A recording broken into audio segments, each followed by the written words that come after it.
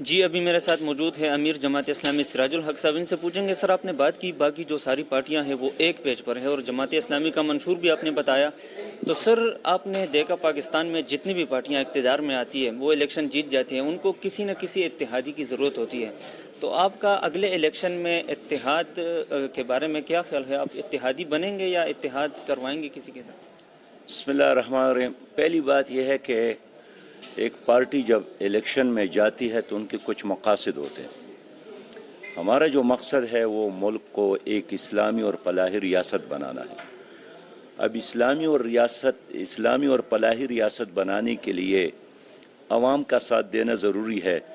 ان جماعتوں کا ساتھ دینا جنہوں نے ماضی میں ایک نہیں بار بار حکومت کی ہے اور پاکستان میں اللہ کے دین کو نافذ کرنے کے لیے کرنا تو کیا کرنا تھا, الٹا اسپیڈ بریکر بن گئے. تو جن پارٹیوں کو آپ جانتے ہیں تو سب حکومت میں کل تک تو شامل تھے. انہوں نے کون سا وہ کام کیا ہے جس کو بیس بنا کر آپ یہ کہے کہ ہم نے ان کا ساتھ دینا ہے؟ اس لیے ہم عوام سے اپیل کرتے ہیں کہ اس ملک کا ایک نظریہ ہے اور اس نظریے کو یہاں جب تک ہم نہیں اپنائیں گے ہم ترقی نہیں کریں گے. تو جماعت اسلامی اپنے ایجنڈے کے ساتھ اور اپنے نشان کے ساتھ الیکشن لڑے گی. پہلے جو IPPs کے معاہدے ہیں تو سر 100 موٹو پہ پہلے سے کیس چل رہے سپریم کورٹ میں, جو supreme court practice and procedure bill ہے.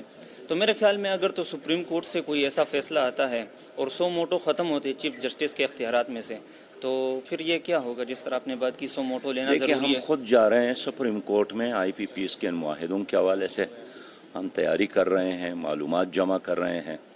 اب تک جو IPPs کے معاہدے ہیں وہ ایسے بند درازوں میں پڑے ہیں کہ کبھی بھی قومی اسمبلی میں ڈسکس نہیں ہوئے ہیں, سینٹ میں نہیں آئے ہیں, کسی صوبائی اسمبلی میں اس پر بات نہیں ہوئی ہے, کیبنٹ اجلاس میں کبھی کسی نے وہ فائل پیش نہیں کیا ہے. تو چیف جسٹس سے ہم اس لیے کہتے ہیں کہ اس وقت تو ان کے اختیارات ہے, سو موٹو ایکشن لے سکتا ہے.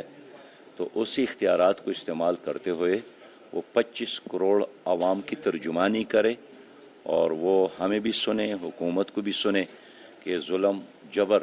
ایک بجلی کا بل ہے جو اصل بجلی آپ نے استعمال کی ہے, وہ اصل بجلی کی قیمت کے ساتھ 48% حکومت اور ٹیکسز لیتی ہے. یہ کہاں کا انصاف ہے؟ اب گیس کا ایک میٹر ہے, ایک بار آپ نے خریدا ہے, ہر مہینے آپ اس کی کرایہ ادا کرتے ہیں, یہ کہاں کا انصاف ہے؟